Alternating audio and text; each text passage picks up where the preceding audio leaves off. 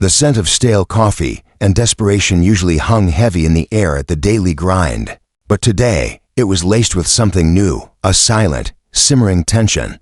I was just a regular, a face in the crowd, trying to make my cheap cappuccino last through another chapter of my dog-eared paperback. But even I could feel it. The new waitress, Sarah, was about to meet Mr. Harrison. Harrison wasn't just a millionaire. He was the millionaire, the one who owned half the city, the one whose face stared out from magazine covers with a permanent scowl, as if the world owed him an apology. And when he came to the daily grind, which, to everyone's endless confusion, he did every single morning, he brought his scowl with him. It wasn't just a facial expression, it was a force field. Repelling politeness, kindness, and anything remotely pleasant, he'd march in, a perfectly tailored suit barely hiding the stiffness in his shoulders, and head straight for his corner booth. God help anyone who dared to occupy it. One time, a sweet old lady, hard of hearing and just trying to enjoy her blueberry scone, found herself the target of a full-blown Harrison tirade. The manager, poor Mr. Henderson, nearly had a heart attack trying to smooth things over. The routine was always the same. He'd sit down, slam his briefcase on the table, and without looking up, bark his order: black coffee, no sugar, no cream, and don't spill it. Every single waitress, from the fresh-faced newbies to the seasoned veterans, would flinch. They'd approach his table like walking on eggshells, their smiles tight and their voices hushed, and without fail he'd find something to complain about. The coffee was too hot, then too cold. The cup was chipped, the spoon was dirty. He'd send plates back untouched, demand refills before he'd even taken a sip, and pay with crisp $100 bills, never leaving a tip. Not a single cent. It was his personal brand of torment, and everyone just accepted it. Everyone, it seemed, except Sarah. I'd noticed Sarah from the moment she started a few days ago. She had a kind of quiet strength about her, not loud or flashy, but steady. Her eyes, the color of warm honey, held a deep calm, even when the cafe was buzzing. She moved with purpose, her ponytail swaying gently as she navigated the tables. Always a soft smile for every customer. She listened intently to orders, didn't rush anyone, and had a knack for remembering regulars' usual drinks. I'd seen her bend down to chat with a lonely older man, making him laugh, and patiently explain the menu to a bewildered tourist. She just seemed different, unfazed. Today was her first Harrison encounter. My stomach nodded for her. I watched her from my usual spot, pretending to be engrossed in my book, but my ears were perked, and my eyes darted over every few seconds. Harrison strode in, his usual thundercloud presence. He cast his gaze around, landed on his booth, and thankfully, it was empty. He dropped into it with a thud. Mr. Henderson, who was clearing tables near the front, caught Sarah's eye and gave her a frantic, almost pleading, nod towards Harrison. His lips formed the silent words, "Be careful." Sarah, though, just nodded back, a small, unconcerned smile on her face. She picked up a fresh menu and a notepad, took a deep breath, and walked towards the lion's den. My heart was practically in my throat. I braced myself for the inevitable, the snapped order, the rude dismissal, the icy stare. But what happened next wasn't what anyone expected. Sarah approached the table, not with the usual hesitant shuffle, but with a confident, graceful stride. She didn't hover, she just stopped by the table, her hands clasped gently in front of her. "Good morning," she said, her voice clear and gentle, not syrupy, not timid. "Welcome to the daily grind. What can I get for you today?" Harrison, who had been staring intensely at his phone, slowly, reluctantly, lifted his head. His eyes, usually cold and piercing, narrowed slightly. He seemed genuinely surprised that she hadn't immediately launched into a nervous, apologetic dance. He stared at her for a long moment, as if trying to categorize her, figure out her angle. Most people either fawned over him or cowered. Sarah was doing neither. She just stood there, meeting his gaze with her calm, honey-colored eyes. No fear, no forced cheerfulness, just a quiet, polite expectation. "Black coffee," he finally grunted, his voice a low rumble. "No sugar, no cream, and Make sure it's hot. Not lukewarm, hot. He usually added the don't spill it part, but today he didn't. Maybe he was thrown off by her composure. Certainly, sir, Sarah replied, her voice still even. Anything else for you this morning? He glared at her. No, just the coffee. Very well, she said. And with another small, genuine smile, she turned and walked towards the counter. She didn't rush, didn't sigh with relief. She just moved with her usual quiet efficiency. I watched, mesmerized. She placed the order with the barista, then meticulously wiped down a few empty tables. Her movements unhurried. When the coffee was ready, steaming in a clean white mug, she picked it up and walked back to Harrison's table. She placed the mug down gently, precisely, on a fresh coaster. Here's your black coffee, sir. Please be careful. It's quite hot. Harrison picked up the mug, his fingers testing the heat. He took a sip. His eyebrows, usually furrowed in a permanent V, relaxed just a fraction. He didn't say anything, didn't make his usual complaint. He just drank. Sarah didn't linger. If you need anything else, please just let me know, she said, her voice still warm, and then moved on to serve other customers. For the rest of the morning, I kept an eye on them both. Harrison continued to drink his coffee, occasionally looking up and watching Sarah as she moved around the cafe. He wasn't glaring anymore, just watching. It was unsettlingly quiet from his corner. He didn't summon her back to complain. He just finished his coffee, left a crisp $100 bill on the table, still no tip. But that was expected, and left, without a word. The cafe exhaled collectively. Mr. Henderson, looking relieved but also bewildered, approached Sarah. Sarah, are you all right? He didn't give you any trouble. Sarah just smiled. No. Mr. Henderson. He was perfectly polite. Polite. Mr. Harrison. The words seemed to hang in the air, foreign and strange when associated with him.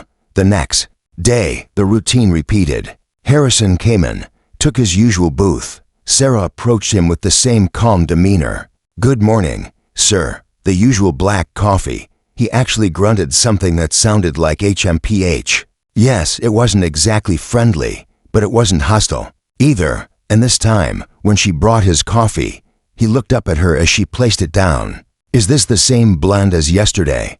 He asked, his voice still gruff, but without the usual bite. Yes, sir, Sarah replied. Our house blend. We roast it fresh every morning. He nodded, then took a sip.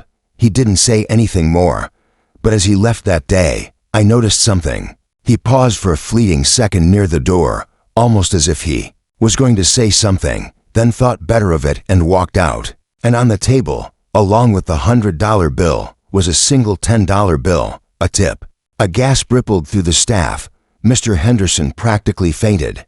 A tip from Mr. Harrison. It was unprecedented. Days turned into weeks, and a subtle, almost imperceptible shift began to take place. Sarah continued to treat Mr. Harrison with the same unwavering politeness, the same calm respect that she showed every other customer. She didn't try to charm him, didn't go out of her way to coddle him. She just did her job, and she did it well, with genuine kindness as her baseline. And slowly, painstakingly slowly, Mr. Harrison began to change. He still didn't smile. He still didn't chat, but the sharp edges of his rudeness began to soften. He stopped glaring. He stopped grunting his orders and started saying please. It was a tiny, almost inaudible please, but it was there. One morning, I was at my usual table, pretending to read, when I heard it. Waitress, Harrison called out, not a bark, but a slightly louder than usual request. Sarah came over. Yes, sir, this scone, he said, pushing a half-eaten blueberry scone towards her. He'd never ordered food before, always just coffee. It's quite good. Sarah's eyes crinkled at the corners. I'm glad you're enjoying it, sir. It's a new recipe from our baker. He actually nodded. HMPH. Tell him it's acceptable. Acceptable from Mr. Harrison was practically a rave review.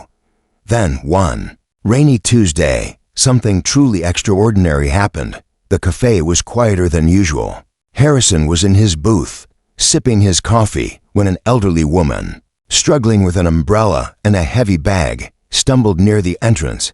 Her bag burst open, spilling oranges across the floor.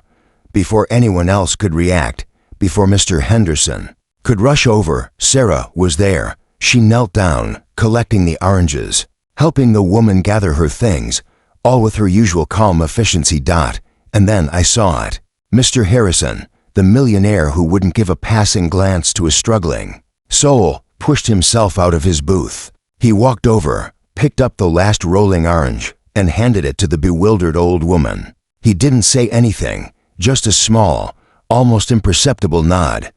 Then he returned to his booth, his face expressionless, as if he hadn't just done something completely out of character. The old woman, startled but grateful, thanked Sarah profusely. Sarah just smiled and helped her to a table. When Sarah came back to clean Harrison's table later, after he had left, she found not just $100 bill, but a $20 bill. And underneath it, neatly folded, was a small, elegant card.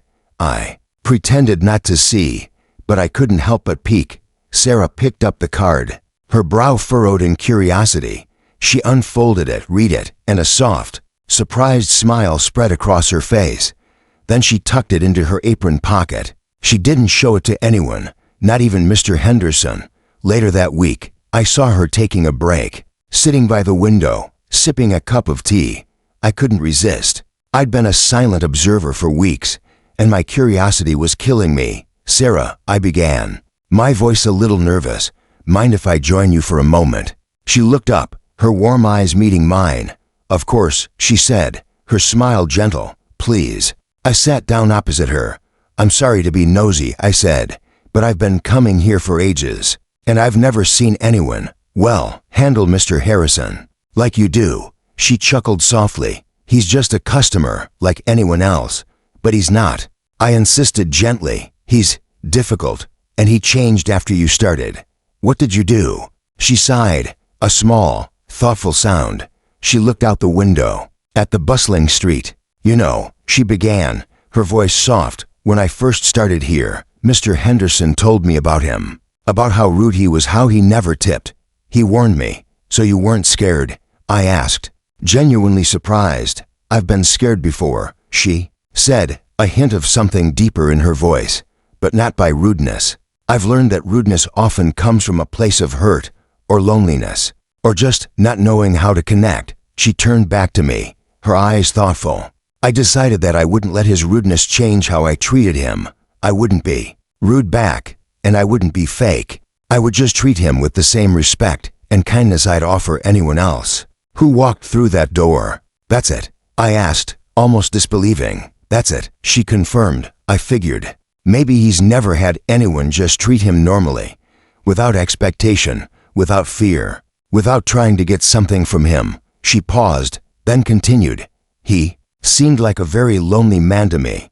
All that money, all that power, and he just looked too isolated, like he'd built walls around himself so high that no one could get in. And maybe he'd forgotten how to let them down." "And the card?"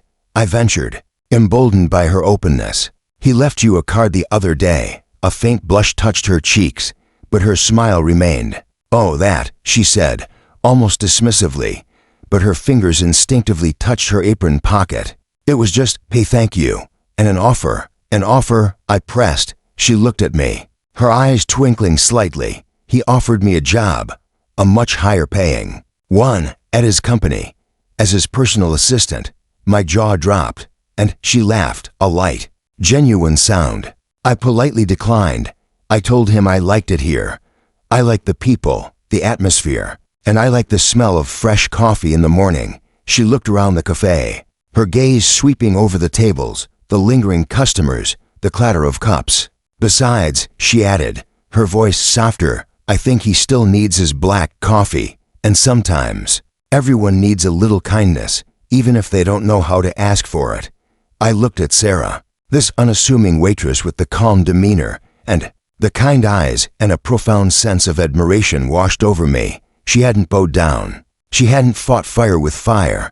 She had simply, quietly, consistently offered warmth, and in doing so, she had chipped away at the formidable wall of Mr. Harrison's rudeness, revealing, if only for a fleeting moment, the lonely man beneath. I finished my now cold cappuccino. A new kind of warmth spreading through me. The daily grind was still the daily grind, but with Sarah there, it felt like a slightly brighter, kinder place, and even Mr. Harrison, the millionaire, was a little less rude because of her. And that, I realized, was a kind of magic all its own.